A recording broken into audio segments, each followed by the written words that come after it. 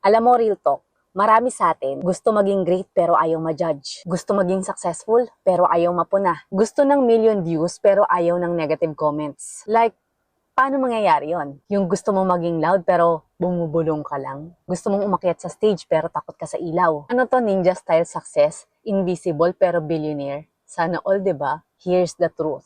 Kapag lumalakas ka, lalakas din yung ingay. And yes, kasama dun yung mga tao na hindi mo naman kilala pero feeling close sa buhay mo. Yung tipong, uy, bakit ganyan suot mo? Uy, bakit ganyan yung content mo ngayon? Uy, parang nagbabago ka na ah. Like, bakit ba? Ikaw ba yung nagbabayad ng kuryente ko para makialam ka? Charot. But seriously, most of the time, yung pinakamaingay, sila madalas yung mga walang ginagawa sa buhay nila.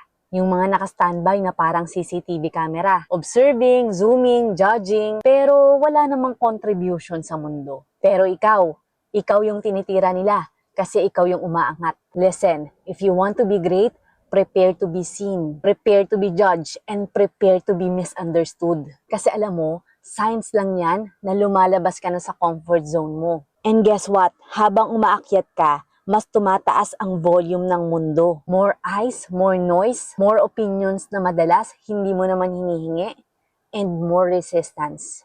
Pero ito yung palaging tandaan mo, hindi ka sinusubukang pabagsakin ng mundo. Ina-upgrade ka niya para mas maging tough ka, mas maging wise, at mas maging unstoppable. So if you feel na parang lately ang daming judgment sa'yo, congratulations! That means nasa right path ka. You're growing, you're expanding, you're stepping into your greatness. Kaya next time na may kumu-question sa'yo, just smile.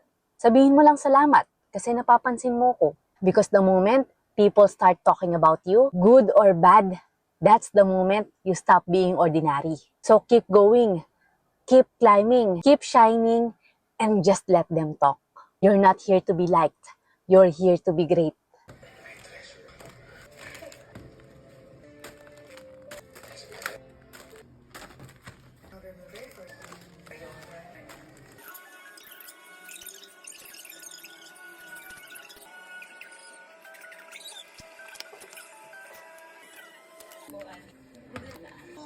Ano yung abogado?